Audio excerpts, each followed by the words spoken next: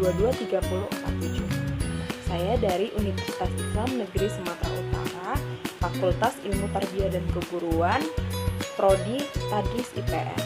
Di sini saya akan membuat sebuah video edukasi untuk memenuhi mata kuliah Ekonomi Pembangunan dengan dosen pengampu Ibu Adelina Yuristia.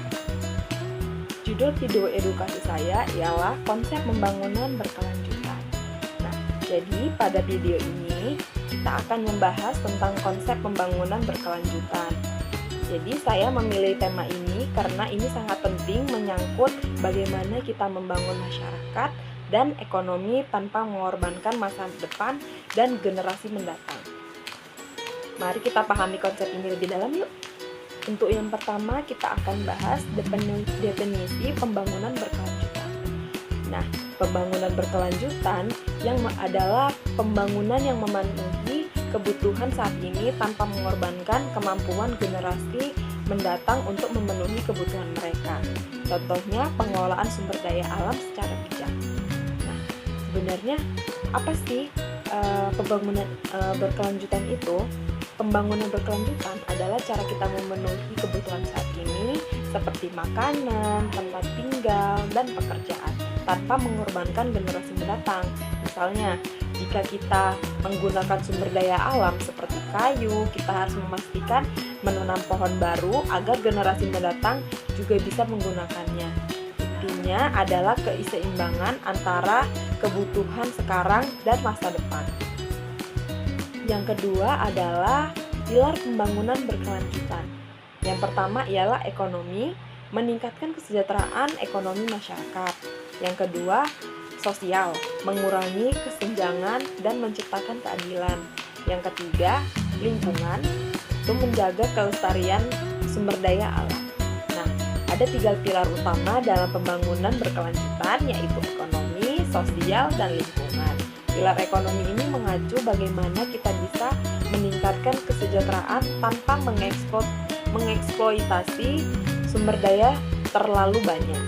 Kemudian pilar sosial, berarti pembangunan harus menciptakan keadilan bagi semua tanpa diskriminasi. Dan yang terakhir pilar lingkungan, menekankan pentingnya menjaga alam tetap lestari karena jika lingkungan rusak, semua aspek lainnya akan ikut terdampak. Nah, jadi ketiga pilar ini itu saling berkaitan dan harus berjalan beriringan. Yang ketiga, kita akan membahas pentingnya pembangunan berkelanjutan. Yang pertama adalah mengatasi isu global seperti perubahan iklim dan polusi, menjaga keseimbangan antara kebutuhan manusia dan kelestarian, dan memberikan manfaat jangka panjang bagi generasi mendatang. Nah, kenapa ini penting? Karena kita menghadapi banyak tantangan global seperti perubahan iklim, penipisan sumber daya dan polusi. Nah, jadi jika kita terus-menerus membangun tanpa peduli lingkungan, dampaknya itu akan buruk. Misalnya, ada penebangan hutan tanpa henti dapat menyebabkan banjir, kemudian tanah longsor, bahkan krisis air bersih. Nah, dengan pendekatan berkelanjutan, kita bisa menghindari masalah ini sekaligus memastikan manfaat jangka panjang bagi generasi mendatang. Kemudian, contoh implementasi.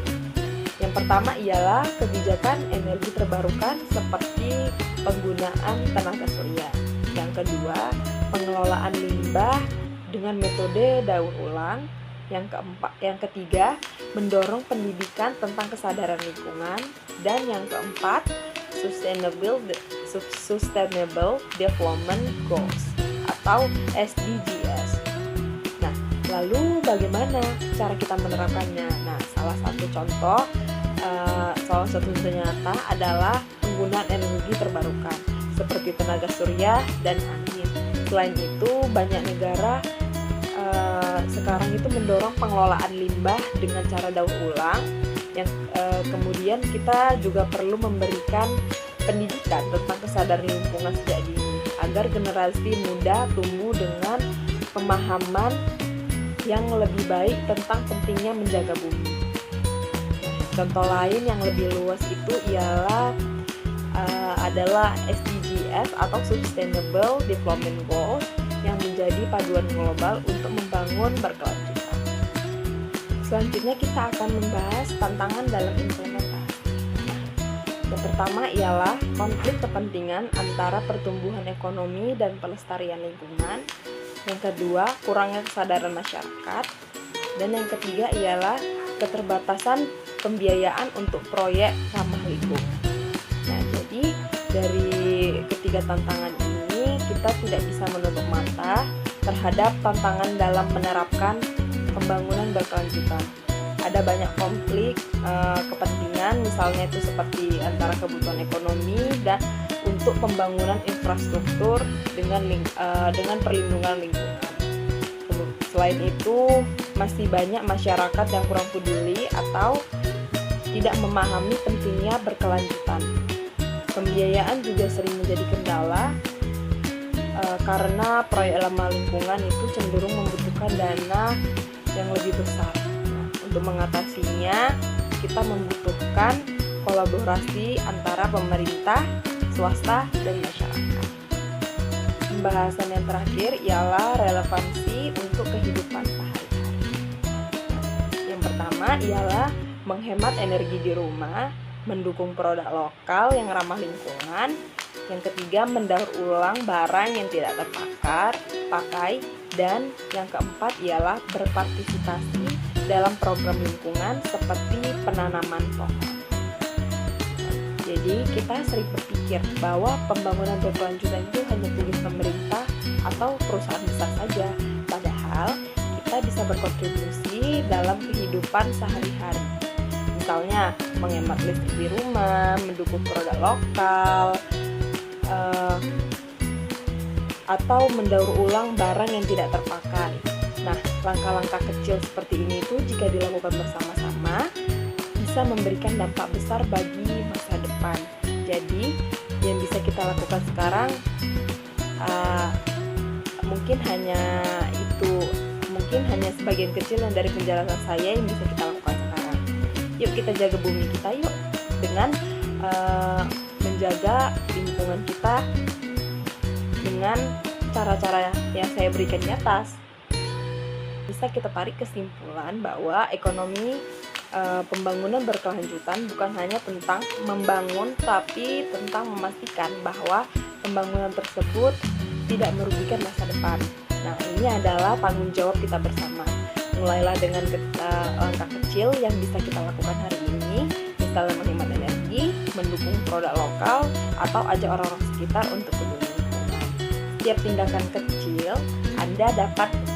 Anda memiliki dampak besar bagi bumi kita. Sekian dari penjelasan saya akhiri. Assalamualaikum warahmatullahi wabarakatuh.